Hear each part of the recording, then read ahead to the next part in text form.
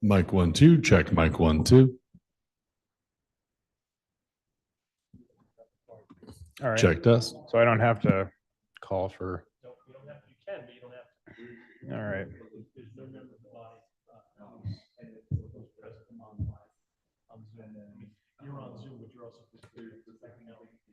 All right, cool. Make sure that my hair looks good for YouTube. Kevin, we ready? All right, let's start. There will be a meeting of the Resident Services and Public Engagement Committee. The first item that we're going to discuss is a resolution to discuss modernization of the Human Rights Commission. And with that, I will hand it off to Counselor Sang, who has a presentation on this topic. Counselor Sang. Yeah, sorry, the mic is not powered on. It's not? There's a little button on. Counselor Sang's mic is not powered on. There's a little button. Thank you. I only know this because I turned them all off last night, so I know where the power button is. Sort of hidden. Yeah, I'll let's look for that. And to think, we just approved the funding for Medford Community Media very recently, and If you do George's mic, I can use that for now. I don't know if you would like that. Thank you. Okay. Okay. All right, Counselor Scarpelli.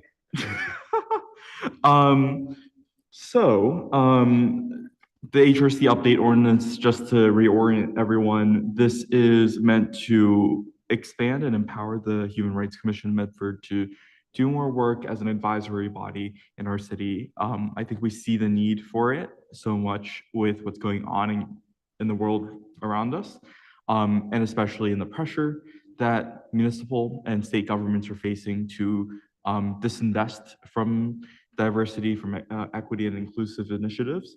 And so, having a resident-led body like this, I think, is something that is paramount. Now, what I've done over the last month is I've talked with the mayor about some recommendations or feedback that she had for this ordinance draft. And then I also liaised with community members who have been former HRC members and community leaders who have been working on this draft with me together. So in an email I had Clerk Hurtubise forward earlier today, I attached to the document which has the mayor's feedback, and I think what my goal would be for this meeting is to walk through the feedback point by point. I highlighted everything that would be a change, and then I think we should just talk about it as a committee and then either vote to accept or not make a change. So pulling up that document, the first question that came up was the size of the Human Rights Commission, the proposed size. So the original draft of the ordinance said a minimum of 9 and up to 15. And the mayor's kind of feedback here was that she thought that it would be hard to keep track of variable numbers. And so she would want us to adopt a clear number here. And her recommendation was 9. She felt that 9 was plenty, and a lot of would be a lot of people. A lot of the community members I've been talking to are a little concerned that 9 is a lower number than, especially when the HRC has so many different topics and realms to cover. And so they would prefer to see a larger number in terms of to get more life experience. And so the question is, what number do we go with? There's one path that is keeping the kind of multiples of 3, because we have mayor, council, and HRC appointments. Right now it's like spread a third. So I think we should discuss if we think 9 is an appropriate number, 12, 15. The drawback behind 12 is that it's an even number, but I think some community members have also said that in that case, if it's a 6-6 vote, then naturally the resolution shouldn't pass, and that such votes would be pretty rare. The kind of drawback with 15 is that I think there is a bit more consensus that it feels like a very large number. And so that's kind of the back and forth with it. There's been some kind of suggestions. Maybe we don't split appointments a third. Maybe you do three from the council, 3 from the mayor, and then 4 from the HRC's kind of like appointment list. So appointing from other city commissions and like nonprofit groups. But I wanted to open the floor to councilors to see what people thought. Counselor Callahan, turning on your mic. Thank you. I just have a super quick question, which is, do I recall you saying correctly that you said before that there was some concern about being able to fill 15? Can you just talk a little bit about the balance and what people on the commission have said in administration about like filling 15 spots and things? I think there's a diversity of views, to be honest, about this. I think like I've heard community members say that some members think that we really could fill 15. Some are a little bit more skeptical. The administration's kind of views that 15 would be hard to fill, but 9 wouldn't. They think that we could get to 9, maybe 12, but they're a little hesitant to say that we would be able to fill 15. And yeah. So I feel like given my personal thoughts, 10 still runs into the even number issue. Is there any possibility of doing a 4-4-3 setup with 4 city council, 4 mayor, 3 from the appointment list? 8 words and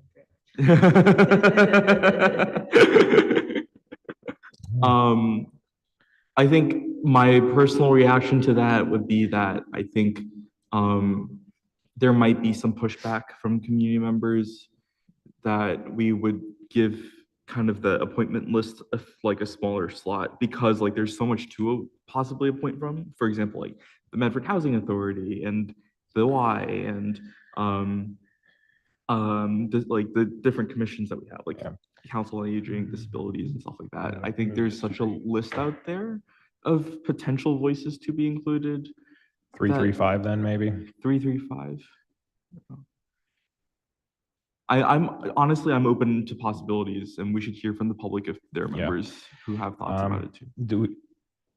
Do we have any members of the public? Councilor Lazaro has her. Oh, yep, sorry. I was seeing Councilor Lazaro. I'm just looking at other neighboring cities, human rights commissions. Somerville has 7 members.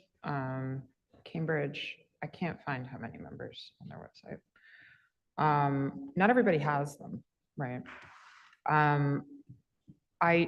What I like about 9 is that it's the 3-3-3 is kind of nice and evenly split. It's not an even number already. So I guess I'm not, I don't have a concrete opinion, which makes me not want to argue one way or another. So that feels difficult. I would agree if we have strongly held opinions from the public, I would be curious to hear them. But thank you for bringing this up. Do we have Cambridge is 11, by the way. 11? Oh. Do we have any members of the public who'd like to speak about this? I see 1 member of the public on Zoom and 1 in the chambers in person. Yep. How do we put this? Yep. Name and address for the record. Jennifer Yanko, 16 Monument Street. I would urge the committee to think about a number higher than 9. And it seems that there are lots of possibilities, but I think we want to have, I think it's important to have members from different groups in the community, like Councilor Tseng was just saying, the Medford Housing, the Elder Council, the various disability. I mean, there are various groups that could feed into the HRC. So, I mean, there's 335, which gives you 11. 445, which gives you 13. I mean, I think there are various possibilities that bump it up a bit. I think 9 is sort of small because there is potentially a lot of work for a Human Rights Council at this moment in time. So I would argue for like 335, which doesn't bring it up that much higher than what the mayor has proposed. But it does give a bigger chunk to the community. Thank you. Thank you. Seeing Barry Ingber on Zoom, I'm going to ask you to unmute, name and address for the record, please. Barry Ingber, 9 Draper Street. Sorry, I can't be there in person this evening. That was my plan. I want to encourage, I'm sure the councilors have looked at the work that's been delineated for the HRC, and it's a lot. It's one of the main reasons that we felt that there needed to be a larger commission, that 9 was not adequate to do the work. And the second reason is the one that's been alluded to by Jennifer and by Councillor Tsang about getting the diversity of representation that the HRC needs. In addition to city bodies, we're also thinking about nonprofit and community bodies like the mosque, like the temple, like the West Medford Community Center, organizations that might have a lot to contribute to a Human Rights Commission.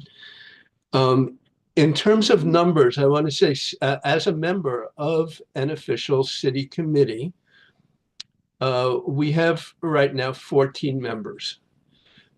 So, and there's no problem with the size, and there's no problem recruiting people.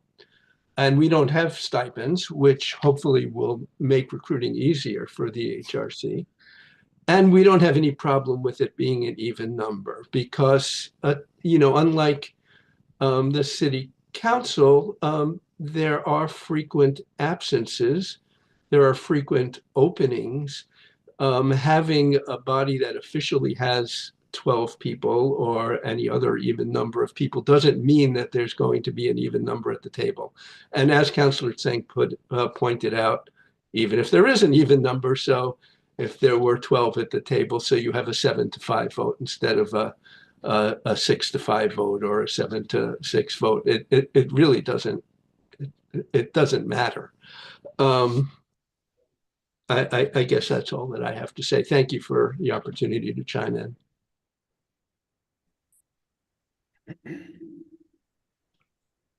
All right, well, I personally could. Whoopsie daisy. Sorry about that. I unmuted myself on Zoom while I have the microphone going, so it had a little bit of feedback there. It was a old habit. I personally could support the 335 model, but I'm interested to hear what my colleagues' thoughts are.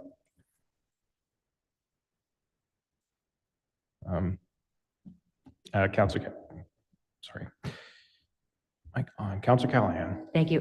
I have to say, I don't really have much of an opinion. I'm happy to go with what other people think is right. I'm happy to go with what folks who have been on the commission feel is right. I think, 335 would be fine. 444 would be fine. Like, I don't have much of an opinion, so I hope people can offer some stronger opinions than mine.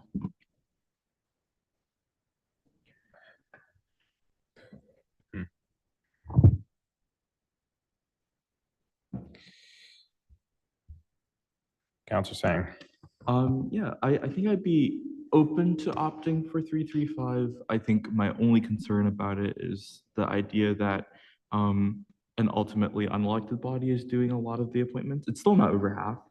And I think that could be a question with the mayor's office. I mean, I would be open to it. But I do think it's a logical solution. Like, I think if we actually think about it from a policy standpoint, it makes a lot of sense. I think 444 also makes a lot of sense. And if we're very worried about a tie break, we can make it so that the ex officio member, like the staff liaison or the community, city council liaison, has a vote to break ties. But it's not necessarily my preferred outcome. I think 12 would be fine, but yeah, I don't know what you think, Chair Lemming or Councilor Lozaro. I guess, okay, Councilor Lozaro. Yeah, just from looking at other cities' websites, Melrose has 6 members, Somerville has 7, Cambridge has 11, Arlington has 13, which is surprising.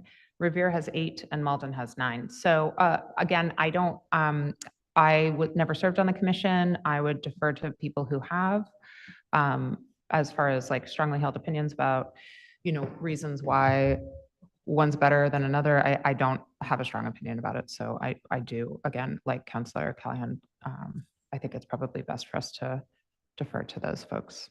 Thanks.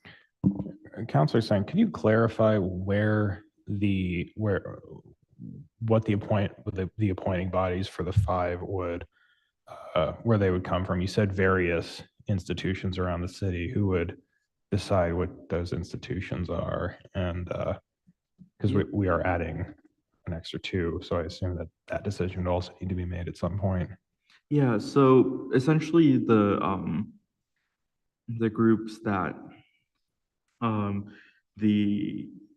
essentially reading through the point A under membership, the second half of that is basically saying that the MHRC will appoint a resident from the Medford Housing Authority, and then it should appoint the rest of the members from like city commissions, community-based organizations, or upon recommendations of those organizations. So essentially it's, a broad definition. It's meant to capture, for example, when the city council maybe creates another ordinance, like establishing like a gender equity commission or youth commission or something like that, allowing flexibility there. Well, okay, but it's not a list. It's not a list of these are the organizations that the HRC has to appoint from. It's saying that these are the types of organizations that they have to appoint from. Sure, but would it be the HRC itself who decides what specifically? They would take a vote. Yeah. Okay, I got you. That clarifies it. Thank you. I'm going to recognize Munir Germanes on Zoom, asking you to unmute. Please state your name and address for the record, please. Hi, Munir Germanes, 3 Summit Road in Medford. I had served on the HRC for several years, 4 of which I was chair of the Human Rights Commission. And I do not have, a very strong opinion about the total number of members, except that it would be very good if they're representative of the community. And as far as having an even or an odd number, I don't see any problem with that. I mean, throughout my tenure at the HRC, I have never seen a split vote where, where we could not make a decision based on that vote. But what I feel strongly about are a couple of things. First of all, that there absolutely should be a stipend associated with serving on the HRC, because I have seen many cases of folks who were not able to attend the meetings because they had children that they had to take care of. And so at least, this would give them the option of having a babysitter or some childcare to help out. And the other thing that I feel strongly about is to try and make the voice of the HRC somewhat independent of the administration. I have seen instances in which the administration has, I hate to use the word, but has co-opted the HRC in meetings where to push a certain agenda. And there's absolutely nothing wrong with the administration having a strong voice, but it also is very critical that the HRC have an independent voice. And as far as somebody had mentioned that possibly that the liaison of the city should have a vote, I think that is not a very good thing to have. The liaison is not really a part of the HRC, should not be dictating the agenda or dictating what can be discussed or what cannot be discussed. So the liaison should be there to facilitate the process of communication of the HRC with various departments in the administration. Thank you. That's all I need to say. Thank you. Thank you, Mr. Germanis. Counselor Sang. I think counselors have articulated maybe wanting to defer to former members of the HRC. So I think 335 is something that I would move to adopt. I would motion to adopt language to create a 335 model where 3 members are appointed from the mayor's office by the mayor, 3 are appointed by the city council, and then 5 are appointed by the city members of the HRC. And then if it becomes an issue with the mayor's administration, we can revisit it in a regular meeting or something. So we have a motion from Counselor Sang to adopt language to change the composition of the HRC to 3 members appointed by the mayor, 3 by the city council, and 5 by the community, for a total of 11. Do I have a second on that motion? Second from Counselor Callahan. Mr. Clerk, do you have the text of that written down? Is it 5 by the community, or is it 5 by the other members of the HRC? By the other members of the HRC. Okay, Okay, well, yep. got it. When you're ready, please call the roll.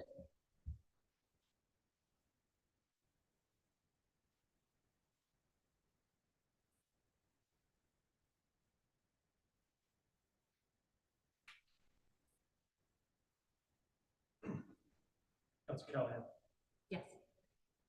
Councilor Lazaro. Yes. Councilor Scarpelli is absent. Councilor Sang. Yes. Chair Lemon. Yes, 4 yeses, 1 absent, the motion passes. I think we can just do voice votes. Okay. Well, I feel like it's more important when we do When our overall. mics aren't on, the complaint is that when our mics aren't on, they actually can't hear us anyway if they're on Zoom. And like, Yeah, that is a problem with the this. one here in the room. That is a continuing problem with this new Oh. mic system. In addition to, is the voice votes.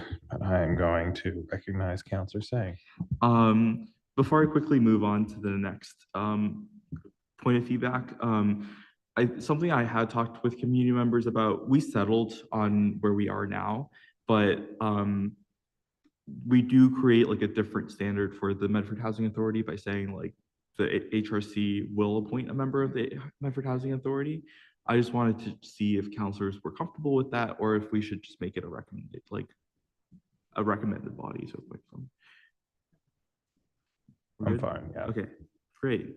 Moving on to the next kind of sticking point. This is maybe the biggest sticking point with the mayor's office. The mayor has urged us to not give members of the HRC stipends. The reasoning seems complex. I don't completely understand why, to be frank with everyone. I think part of it, at least way back when I was talking to Francis, is that there people kind of want to wait until the classification compensation study comes out and to kind of find a fairer amount for all boards and commissions, because some are paid, some are not paid. There's a kind of, I think there's a slight worry that about that difference there, but the city council's policy, at least up until now, has been to put in stipends as we revise ordinances, and to find a fair level given the work that they're doing and what paid commissions are currently paying. And what I find here that this is reasonable to me. I think there's a secondary concern as well that the mayor did actually raise, that about budgeting and about worries that this would create a kind of big budget impact, but I kind of think those worries are a little unfounded, given the size of this commission and how much the commission would be budgeted, at least in the first bit of time. In talking to community members, I think people are pretty unanimously supporting the idea of putting stipends in. I think there's a question of, do we not specify how much and then create like an empty budget line item for the mayor to fill in later? Do we lower this amount to maybe 1,000 instead of 1,250? Or do we just keep it the same? I personally would rather us just keep it the same. I think lowering it to 1,000 maybe could be an option. I think the creating the kind of empty budget item thing is a little bit too unstable. But I wanted to hear from counselors. Counselor Callahan. Thanks. Before I give my opinion, what is their current budget for the commission? So currently the way that the budget for the commission works is it goes through the DEI office. So Francis's salary is essentially, and Francis's office costs is essentially their budget. And this was a little bit of a kind of a sticking point as well, at least when the HRC was trying to do events and had to get approval from the DEI office for every single event. I think a very concrete example of it was the Royal House invited the HRC to co-sponsor an event, and they were told to no. They were rejected, and the DEI office did not give them funds to help co-sponsor the event, which was an event that I believe they had co-sponsored a year previous to that. So I think that's why there's a big push behind creating a budget item and at least stipends for HRC members. So I'm sorry, can I just clarify? So it sounds like they don't have currently. Yeah, currently there's nothing. They don't have an actual budget, but they have in the past used the DEI budget with permission. Yes. Okay, yes. Thanks. And then I guess I would say, as a general rule, I'm happy to hear that the council has been like one commission at a time, giving small stipends. I think that, and I really love that the speaker, Munir, brought up the idea of childcare. I do think that if we want a true cross-section of people to be able to participate in commissions, then I think it's smart to provide a small stipend and also to provide childcare. I generally, in terms of the budget, like I'm very aware that our budget is, our whole entire city budget is minuscule, and it's a miracle that we are able to run this city as well as we do on the tiny, tiny per capita budget that we have. However, I also think that we are not going to win that, we're not helping ourselves when we battle over pennies. And I think what we're talking about here is something that's meaningful as in an unbelievably small percentage of the budget. So I would like to leave something in, and I don't really have an opinion between 1,000 and 1,250. I think 1,000 would be fine. So, maybe that will have the mayor feel slightly better if we, put it at 1,000. But I do think it's important that we're able to bring in a true cross-section of the community. I think this does help. Thanks.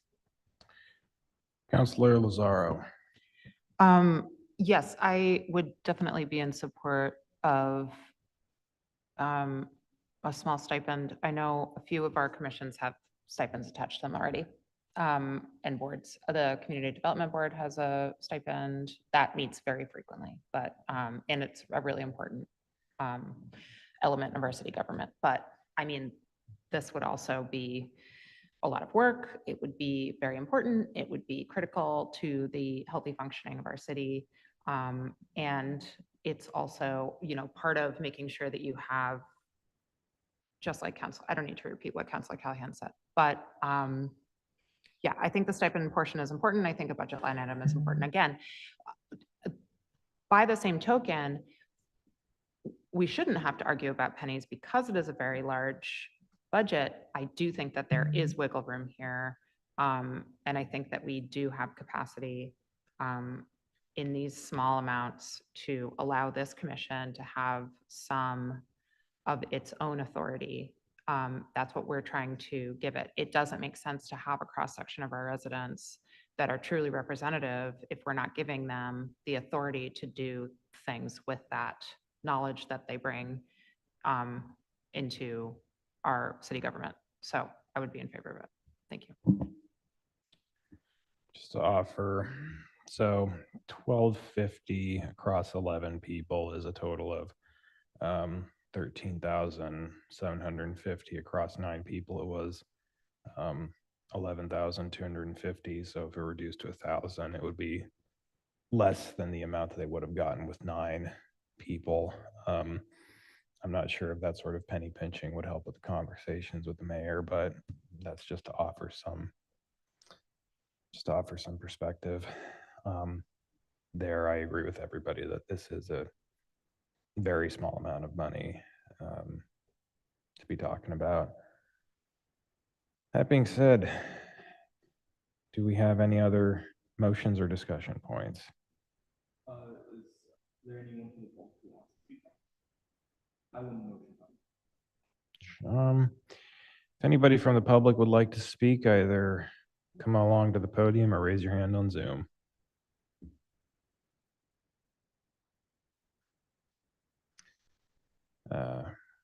Jennifer, oh, yeah. Yeah, we actually do. Jennifer Yanko, yeah. 16 Monument Street. I think, I mean, I certainly agree with Munir that it's really important that the commission have a budget, and for the reasons that he was suggesting, you know, childcare, there's also transportation.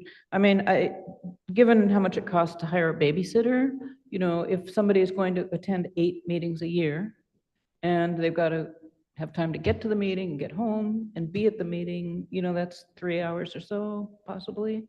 You know, that stipend could make a big difference. I mean, it could make it possible for them to do it. One other way of thinking about it, but I think this is probably too bureaucratic and too complicated, is that the commission have a budget and the commission then reimburse people for babysitting costs and transportation. I mean, it does add a whole level of sort of clerical work to the commission, which may not be very welcome, but it's just another way of thinking about it. Okay.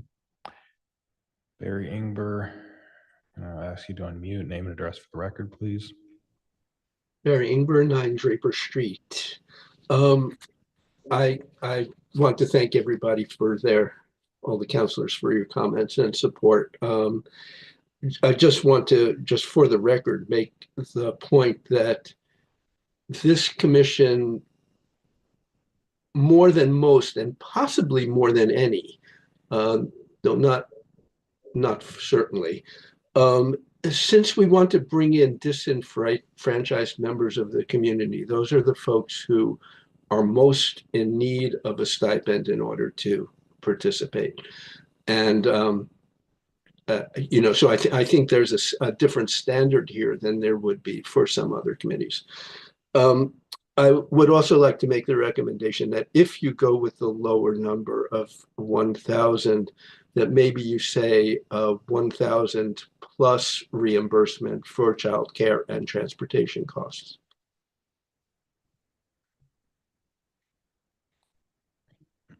Counselor Callahan. Oh, hello. I didn't press my button, but that's fine. Well, I will you- speak no, anyway. I think Well, it was green, sorry. that I must have accidentally pressed it. Oh, That's okay. well, I will okay. speak anyway. I'm always prepared. Always prepared to talk. I'm going to try and move us along because I know we have other things to cover in this meeting. We have another meeting after this. I'm going to say, let's go with 12:15. Great. Cool. Well, in that case, no motions. Yeah, I think we can make a motion at the end, if that's all Well, right. Well, I mean, Let's- it's already 12:50 in there in the current draft. Yeah, so let's keep it at we- 12:50 and move on. Yep. Thanks. Okay, anything else? Counselor, says Scarpelli on here, but Counselor saying, I'm happy to move on to the next point. So the mayor also requested the ability to remove her own appointees.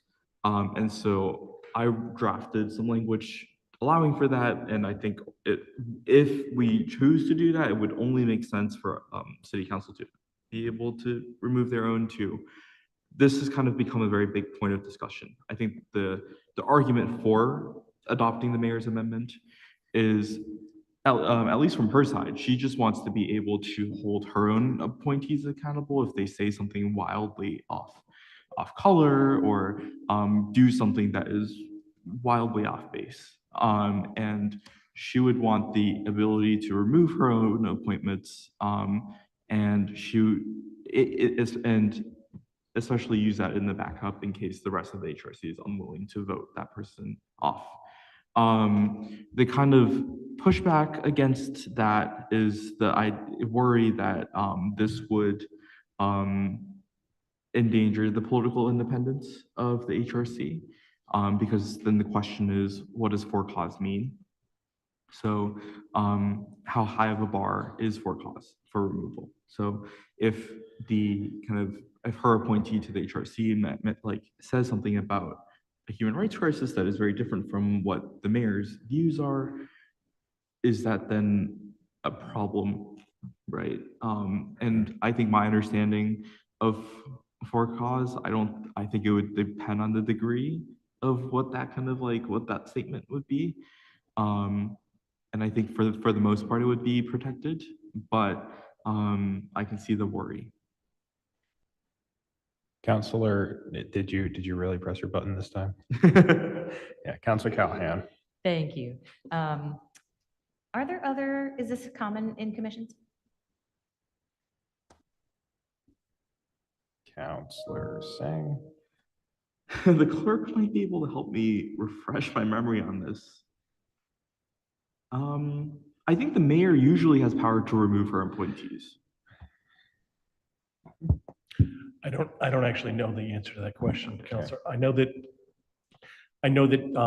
if there are, the mayor has the authority to, remove her own department heads and things like that, but I don't know what it means for boards and commissions. So if we don't, I'll state my opinion anyway, without that information. I do think that the Human Rights Commission is primarily well, correct me if I'm wrong, maybe I should look through all of the work that they're going to do, but I think that they really are in a position to speak out. And that is one of the primary things that they do, is to ensure that the voices of people who are, marginalized or, especially in today's world under the Trump administration, there are a lot of people who are in precarious positions, and to ensure human rights, violations, and to ensure that those people can be heard. And so I'm more reluctant to allow those people, someone with that primary role, to be removed than I am for people in a different role where, their role is to protect trees, or their role is to,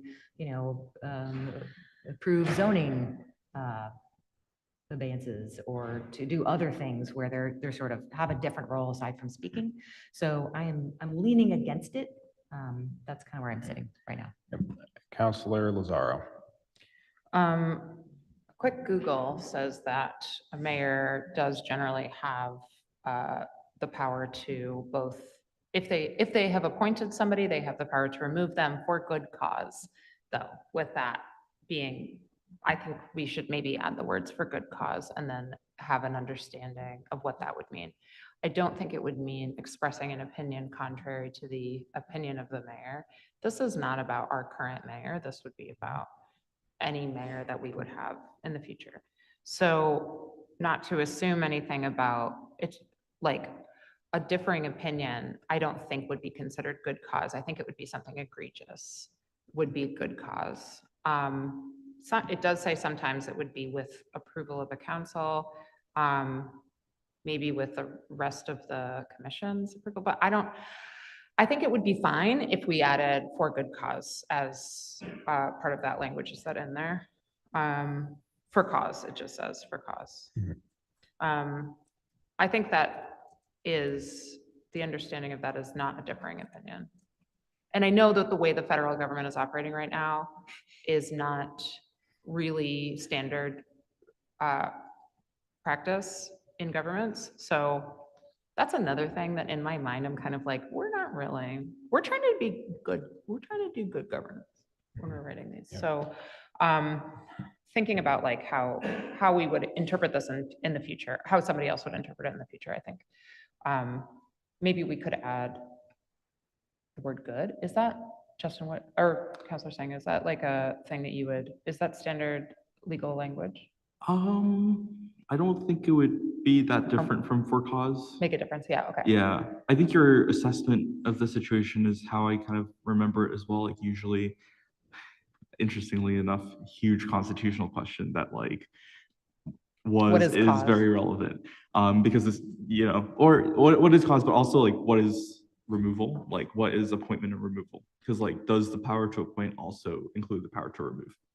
Huge constitutional question. Lawyers have been going at it for 150 years. The answer seems to be yes. So, yeah. I do think that I don't think we can, I think we should allow it in here for the mayor's appointments, the same way it applies to City Hall employees. I think it would apply to those appointees to the commission. The same way that Yeah. the city council appointees would apply, that the city council would, by a majority vote, probably have removal authority. I can also quickly look at the case law right now. We can move on to the next point and then come back. So how many other points are there? The other ones are smaller. So for example, the next change is in officers in point A, just clarifying like when the elections of officers happen. So annually at the start of a new term. Okay. How about we take this one up because it does seem kind of important, and then you just go through the rest of them. Yeah, let's go through the rest of them. in one block. Mhm. I could see two folks with their hands up. I'm just going to quickly say that personally, I'm very in favor of adding that, mainly because I have a feeling that where the mayor was coming from is the fact that, you know, one person on a committee that she appointed put out a death threat against an elected official. And I feel like in those situations, you would want the ability to withdraw a person that you yourself appointed. And I could sympathize with that particularly. That's just how I'm personally viewing that, but it does depend on the definition of good cause. I'm going to very quickly go to Munir Germanis on Zoom. I just ask folks to try to keep their comments as brief as possible because we have two other items for this meeting. I'm going to ask you to unmute. Okay, yeah, Munir Germanis, I've already identified my address. So very briefly, at least historically, in the past approximately 7 or 8 years, there never has been a situation where the mayor or anybody else has removed a member of the HRC. Second, I would just want to make a point that, to my understanding, when we say appoint, generally the approach has been that people who are interested in being members of the HRC would send in an application, and then, at least in previous ordinances, the mayor would choose some of those folks to be appointed. And the final point is that if there is a good cause, I think the HRC itself can ask for a member to be removed. But that's part of the agreement, I think, in this ordinance, referring to other things like missing several meetings or things like that. So to me, I don't think that's necessary, but that's a personal opinion. Thank you.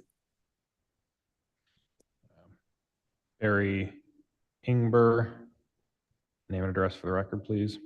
Barry Ingber, 9 Draper.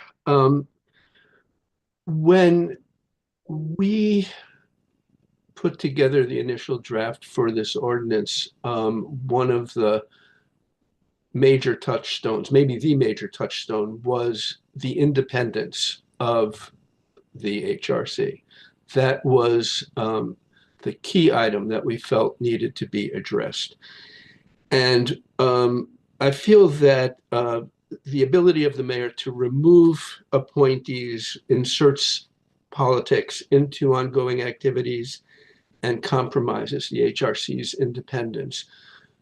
Good cause is tainted. For instance, just looking at current events, right now, speaking up in favor of Palestinian rights is often portrayed as anti-Semitism. Imagine a pressure on whoever a mayor is to remove somebody who has stood up for Palestinian rights, and under the guise of removing somebody who's anti-Semitic from the HRC. That's really problematic. And I think that we need to avoid that. If a mayor feels that they have made an error and appointed somebody who has done or said something truly egregious, I think that the mayor should be empowered to ask the HRC to remove that person. And the HRC could itself make that decision. The mayor could avoid the embarrassment of somebody who's made death threats against the city councilor by making that request public. I think that that would be perfectly okay, but I think that the HRC's independence needs to be secured. Thank you.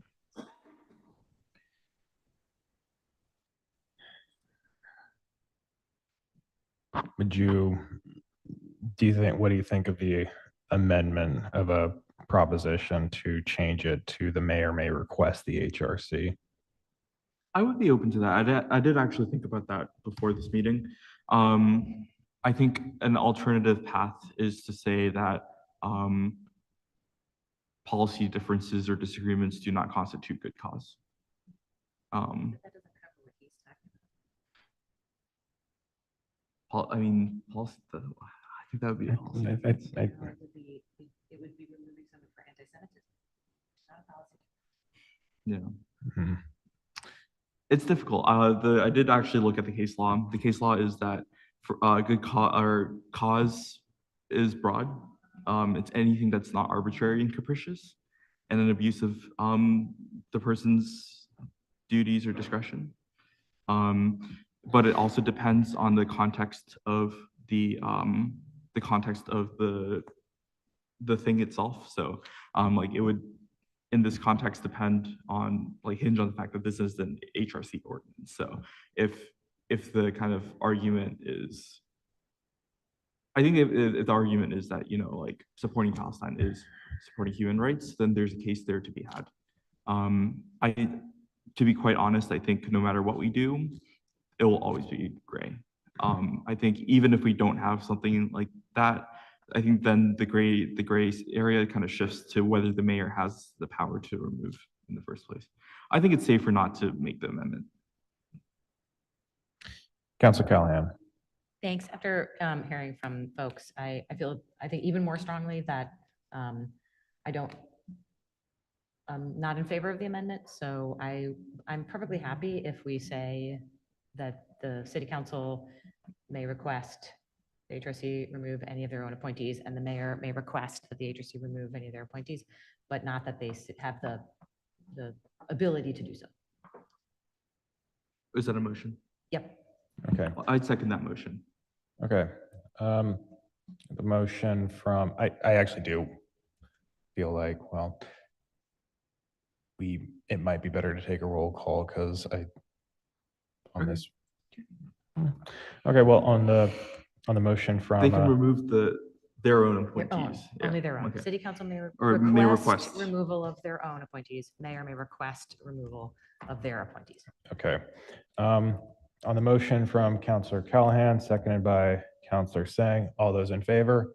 Opposed? Motion passes. And thank you. For the rest of them, just please go through them in Yep. one list, and then hopefully we Okay. can vote on it as a package. Okay, so I went through the more clerical thing in A under officers and C under officers. Basically, just wherever it says assigned city staff person, the mayor suggested adding city council liaison because right now she can't find a city staff person to liaise with the HRC. The DI director does not wish to continue the job, so this is just to give us more flexibility in case we do need someone to do it. Maybe one of us from the city council does it. In the meantime. Okay, the next thing is under independence, resources, and council. This is on the third page. I see a lot of red. Is all of that red here? The red, the red is stuff that we accepted last time. Thank you. And then the blue is new edits. So essentially, last time we talked about access to council, the mayor was okay with letting them have some independence with regards to accessing council, but as long as it's done through the liaison. So letting the liaison kind of make that final call. But I think she's okay with that. The next substantive change is in D of that section, basically saying that, so instead of the HRC itself submitting the proposed budget to the mayor, having the liaison do it, just to kind of make it the same as other commissions and other departments. It's more of a procedural thing, and it would still be upon the recommendation of the HRC. And then there are two more kind of sticking points. The second to last one is the mayor feels that the HRC should not be able to speak on behalf of the city when it comes to state or federal legislation or state or federal international matters. She thinks it's okay if the HRC sends a resolution for us to pass or for her office to sign. And so she's very happy to do it that way, but she's afraid that an unelected body would be making a policy statement on behalf of the city, then the mayor and the city council would have to kind of simmer down. She's kind of worried that would impact relationships on Beacon Hill too. And then the last kind of sticking point, and obviously the kind of pushback against that is whether that kind of limits the powers of the HRC especially from something that they currently have, a power that they have. And the last kind of feedback point is just the original last sentence read that the HRC would evaluate allegations of discrimination and then refer them to NCAD and the AG's office or other appropriate bodies. I think the mayor's fear is that reads a little too legal, like giving them a role in the legal process of like adjudicating disputes and determining which disputes are valid or not. She's not necessarily against them having a certain power like that, but she just doesn't want to create a very explicitly legal role for them. And so she would prefer the broader language that I have put in that document, saying that the HRC can review at its discretion discrimination allegations brought to its attention and consult with counsel to review. That's all. Great. Counselor Callahan. Thanks. I think I'm in favor of all of them, except I just want to ask a little bit of a clarifying question about the second to last. They are empowered to advocate for laws, policies, and practices and support human rights. I don't quite understand the difference between what they can do now and what she is suggesting. Can you go a little bit more into detail? What can they do now that they can't?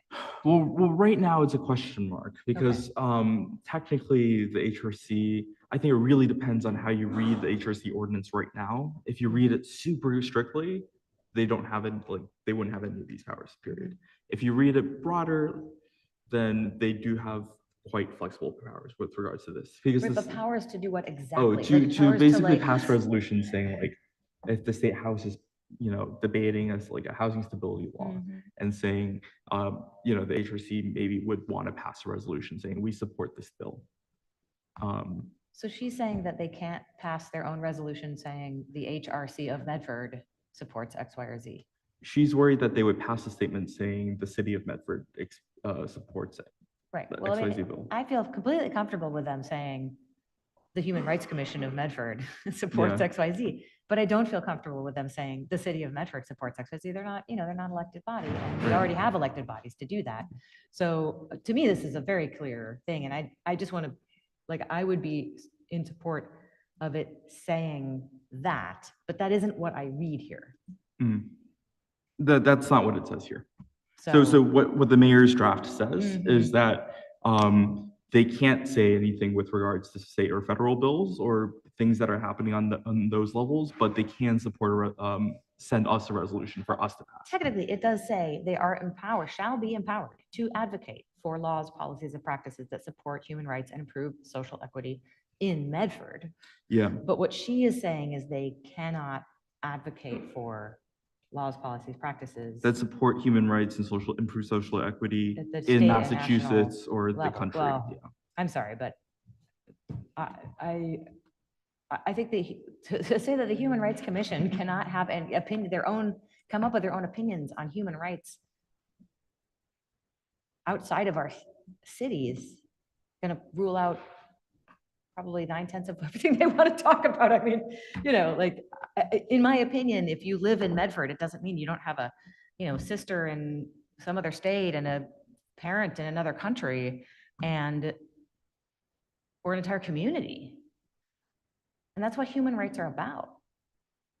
So I definitely feel very uncomfortable if they cannot simply advocate for or put their own opinion and say that the Human Rights Commission itself, they're not saying the city does, they're saying the Human Rights Commission is, and that's what they're there to do. This is what I would like for the Human Rights Commission to be able to do. So that's my opinion. I would agree, and I think the best solution is maybe just to. I honestly, the idea of submitting resolutions, I think, is a good idea. I think it should be additive in addition to what was there before of saying like that broader power, and then the broader power we can just say that we can create like a stipulation that they speak on behalf of the Medford Human Rights Commission and not like the city of Medford. But that's my view on it. Council Lozaro. Thank you. I would agree. I would assume it is a clear distinction to say the Medford Human Rights Commission has written this letter in support of a bill that's being proposed at the State House or at the federal level that is a bill in support of human rights in some way, or is against a bill or whatever. I think it's absolutely fine for them to write that, to sign it, the Medford Human Rights Commission. It has no implication beyond that. And that is one of the purposes of the Medford Human Rights Commission. So I think that what it should read is the MHRC shall be empowered to advocate for laws, policies, and practices that support human rights and improve social equity, period. Advocacy should address, I think you can cut that whole section, because the other thing is I don't think you even, well, I'm not sure, genuinely, I'm not sure that you need to say in this document, one way or another, what the express allowances and limitations are. But my understanding of a body like this is that you can write a letter in support, just like any individual in a city can write a letter in support of a bill or proposal at a state or federal level in the country you live in. And also that you can advocate for things to be done in your city as well. And that the commission has a little bit more authority to do that because they are a specialized group of people with a certain knowledge base. So I'm not sure we need to limit their authority there. So I would agree with Counselor Callahan. I think then in that case, with this section, my recommendation would be to do what you said, strike, like, just end the sentence or strike the words after improve social equity, and then maybe insert the words on behalf of the MHRC or in the name of the MHRC. And yeah, okay. I did forget one edit. It's like also a kind of clerical edit. Under roles, powers, duties, under B, and then 3 at the end of B3 about like employment diversity, the mayor just wants us to put in the words based on data that's collected, like data collected, just to clarify. Okay, great. So do we have a motion to accept the edits and pass them to the regular meeting? On On the motion of Counselor Callahan, seconded by Counselor Singh. All those in favor? Aye. Opposed? Motion passes. Now, we're going to move past this. Thank you so much, everybody, for attending, for all your work on this. This will now go to the regular meeting of the Medford City Council, and I apologize to those folks in the room for the 7 o'clock meeting, but we still have 2 very brief agenda items to get to, which we will do in the next 5 minutes. Just nobody from the public speak and none of my colleagues speak. And as I say that, Councilor Lazaro. I had one note about are we on the Yeah, we're on the newsletter. newsletter? Yeah. We're on that. You beautiful newsletter, Chair Lemming. But you only mentioned the gender affirming care portion of the gender affirming care and reproductive health care ordinance. Don't deep sigh. Nobody needs to deep sigh. That is entirely my fault, and I apologize. That's okay. One moment. That was my only note. Otherwise, so beautiful and perfect. All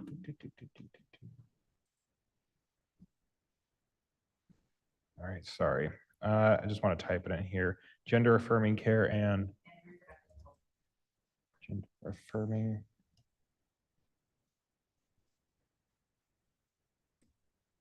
Gender affirming care and reproductive health care. Care ordinance for a first reading. And is that everything? Councilor Callahan. Thank you. So if I were reading this, I would think that Cindy Watson already appeared on 429 and she has only been invited on May 520. I would just remove the whole section because the meeting is going to happen on 520. That's a very good point. Thanks. All right. Aside from that, it's beautiful. It saves so much time when it's already formatted. One moment.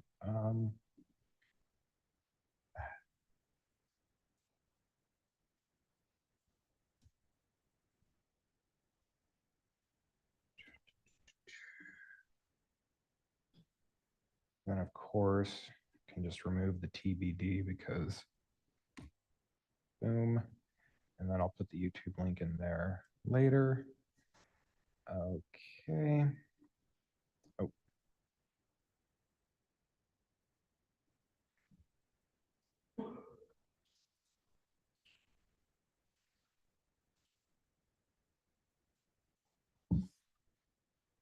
Okay. Do we have any other corrections, edits, thoughts on the newsletter draft? That's all. Wonderful. Do we have a motion on the floor?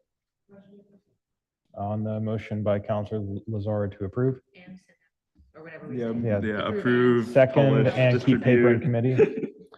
Second by Councilor Callahan. All those in favor? Aye. Opposed? Motion passes.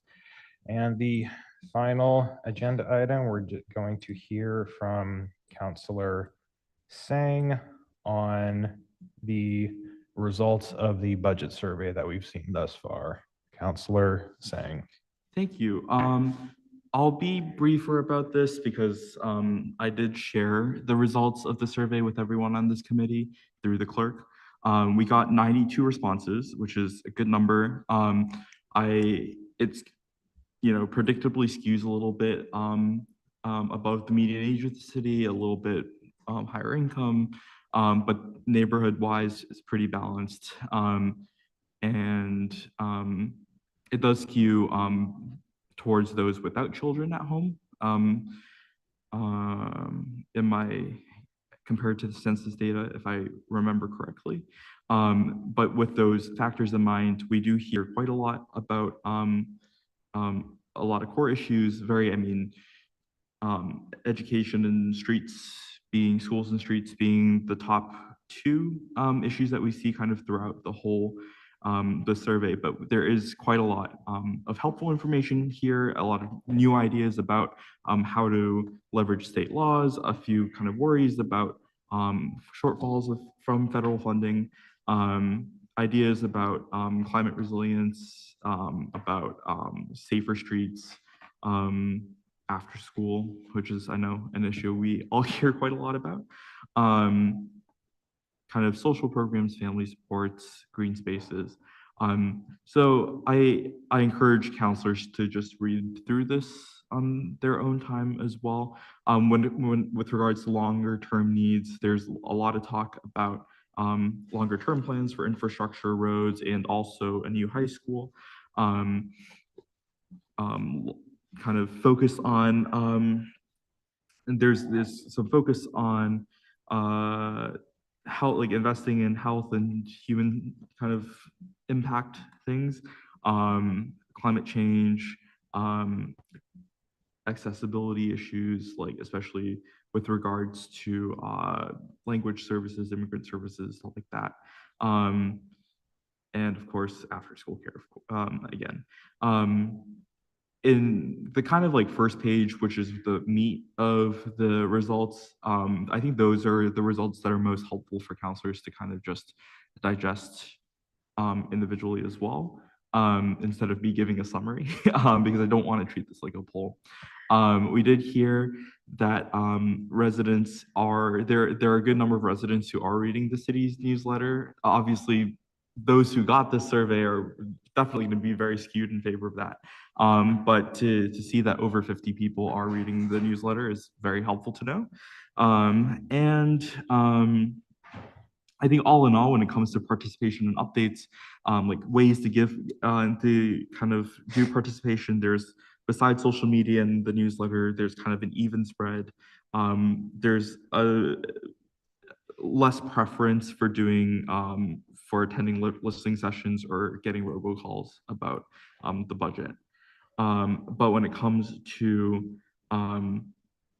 like a town hall with the budget, people are interested in doing a specific town hall with regards to the budget.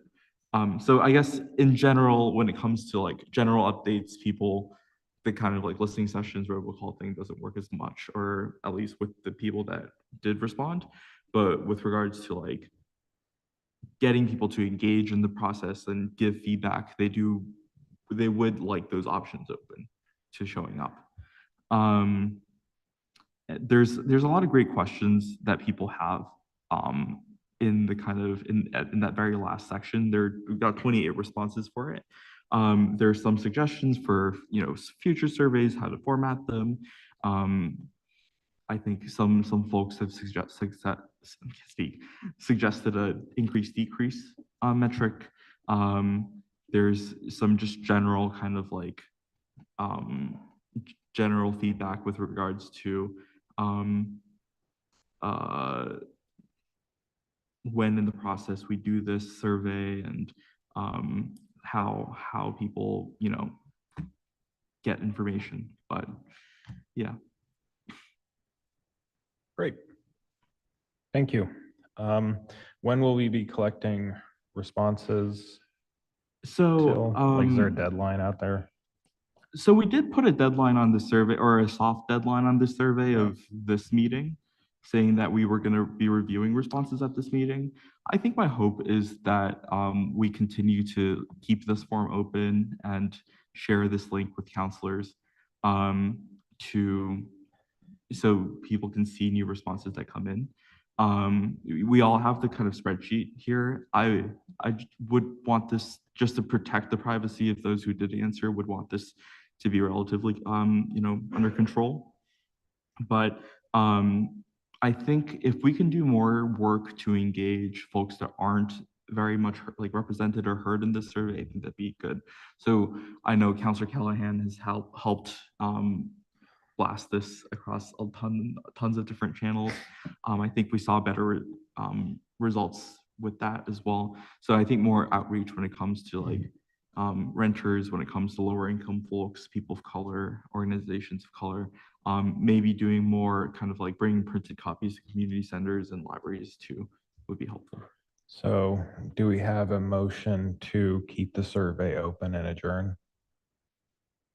I don't know if there are any initial reactions from counselors reading through the results, but Council Lozaro. I would motion to keep it in committee for now, and I would like to kind of percolate on it a little bit more. I feel if we could not close the survey if possible, just because there will continue to be opportunities, I think, for us to reach out to community members. Does that defeat the purpose of the survey to keep it open? No. no, I don't think so. I think the survey is really just an open feedback form. Yeah. So I don't think it defeats the purpose at all. Yeah. And yeah, I guess I might suggest we add to the motion that I share access with everyone on the council, because right now I have it with members of this committee, but I know the budget discussions are committee of the whole. So just to get other counselors to have access to this data as well. And then in the meantime, maybe I could try to put together a summary of what we see here and some kind of like representative responses. One other question I had is, was it shared on Facebook groups at all? No, so this was not, I know I posted to my personal Facebook. Your personal page? But I don't know if it was shared across Facebook groups.